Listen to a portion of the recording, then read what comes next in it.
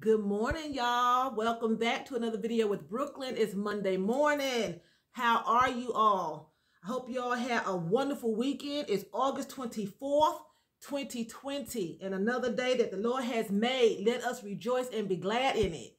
Okay, so last week we talked on some famous inventors, some black famous inventors that none of us has ever heard about. Well, at least I haven't never heard about them. And we're going to continue that subject today. Okay, this morning. So the first black inventor that we spoke on last week was Louis Latimer, and he was the inventor of the carbon filament, vital component of the light bulb. Okay, and he helped Alexander Graham Bell. He helped draft the patent for Bell's design of the telephone. He also improved the railroad car bathroom and the early air conditioning unit, okay? Then we move on to Marie Van Britton Brown. She was a black woman who invented the security system. For us to be safe in our home, she invented the security system, okay? And they used her patent to do the traffic light security. You know, when you see the security lights in the traffic lights to stop you from speeding, they used her patent to invent things such as that, and home security system, push button alarm triggers, crime prevention, and traffic monitoring. Okay, that was Marie Van Britton Brown. Then we went on to talk about Otis Boykin. Otis Boykin, he contributed to science, the circuit improvements he made to the pacemaker after losing his mother. Okay, he also helped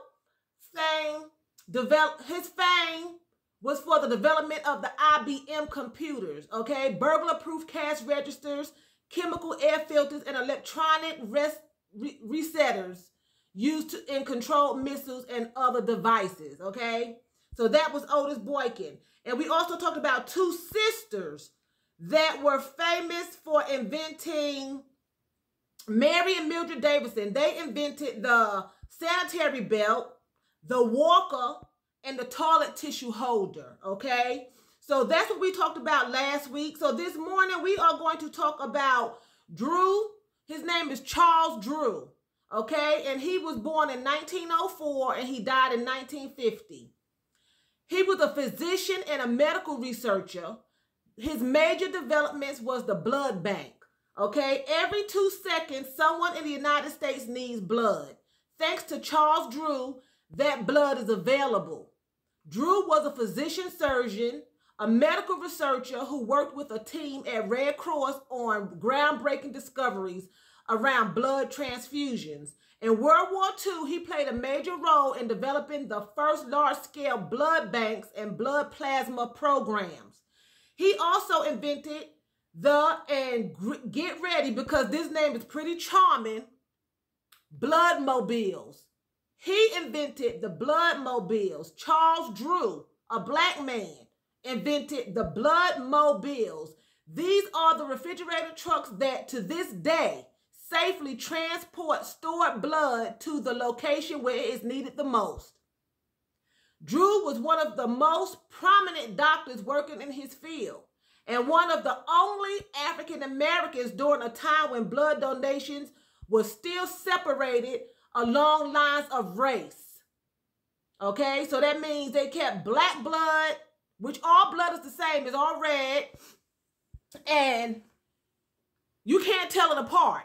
Okay, but for some reason they was keeping black donors separate from white donors. Okay, so during a time when blood donations were still separated along lines of race, Drew eventually resigned from his position with the American Red Cross over their insistence on adhering to this policy. It was 1950 before the Red Cross finally recognized all blood as being equal.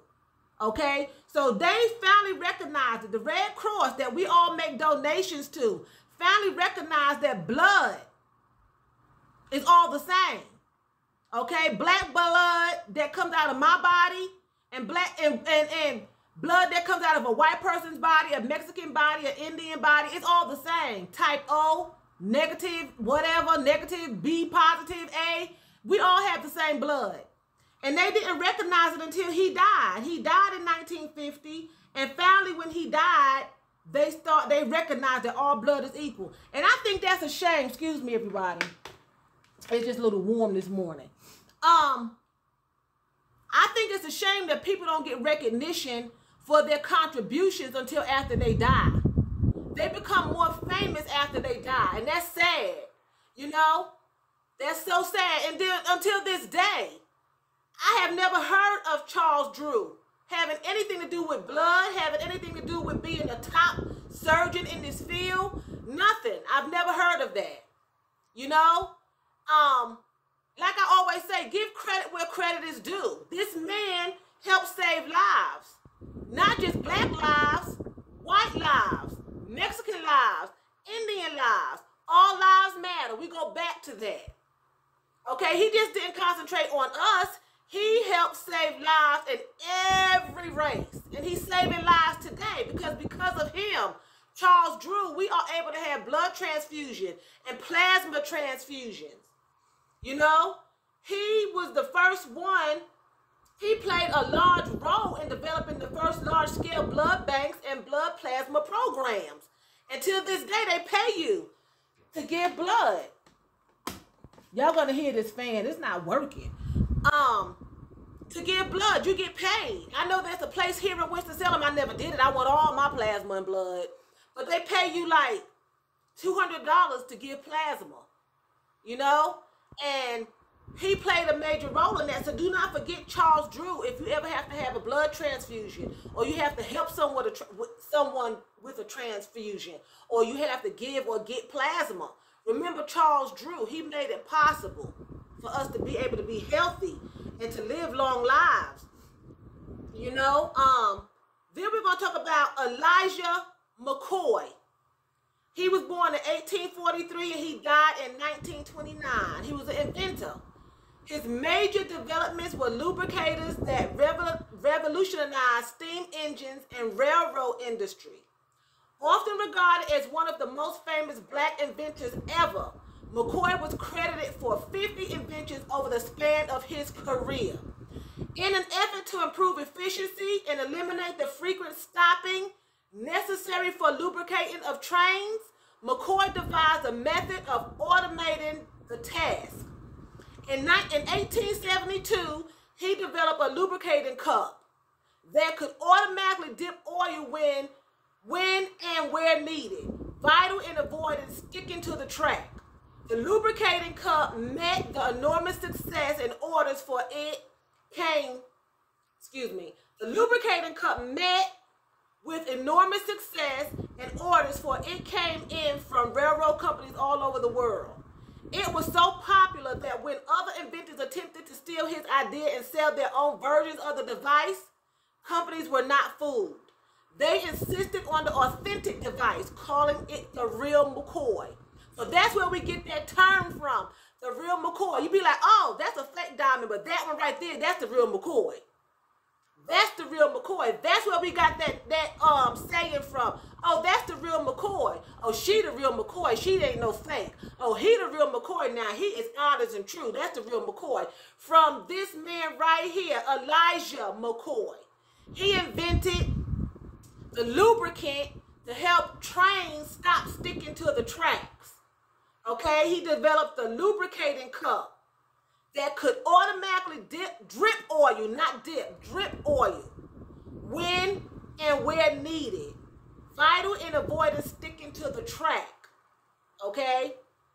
Because, you know, the trains, I guess, had to stop and be oiled because they was dry. After driving so long, they would get dry. So he made a lubricating drip oil cup. A lubricating cup that dripped oil when and where it was needed to keep the trains from sticking to the tracks.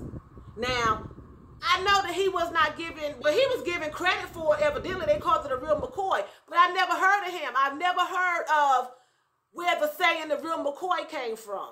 You know, we are never told these things. We're giving him credit for it, but he wasn't really given credit for it, you know. They're saying that they didn't want the fake. They wanted the real thing because they wanted to keep them railroads running correctly. They wanted to keep those railroads running properly. They didn't want no trouble. But they still, at the same time, did not give him his just dessert, his just due. You know what I'm saying? Because this should have been in history books. All of this should have been in history books. You know, we should have known. We hear about railroad tracks all the time. Only thing I know about railroad tracks and black people from the day was they were on the chain gang, busting up rocks and busting up the iron. That's the only thing I've ever heard. I've never heard of Elijah McCoy. You know, and the lubricating cup to drip oil all over the rusted wheels and where it needed to be dripped. You know, to keep us rolling. Keep us going, you know? So give credit where credit is due. You know, do your history, you know, look up things and just find out your history. These things should have been put in history books. This is history. This should have been put in history books. Everyone around the world who was able to go to school and learn history should know these things. We should all have benefited from this. This is great knowledge. This is great information that all of us across the world could have privy to. We should have privilege to this information, but it's hidden under rocks and stones. We don't have the correct information on things, you know? So it's always good to get wisdom, knowledge, and understanding. As I always say, always search out and look. Don't believe everything, because I'm sure we were told. I was never told. This is the first time I've ever heard of a lubricating cup. But I'm sure his name was not attached to it until maybe years later. But I'm sure in the beginning he was not given credit because that was back in the 1800s, you know? So with that being said, I'm going to say, please do not forget to rate, share, and subscribe. And I'm also going to say, vielen Dank. That's thank you very much in German. So vielen Dank for watching me. And choose, that's what? That's why in German. You all have a marvelous Monday.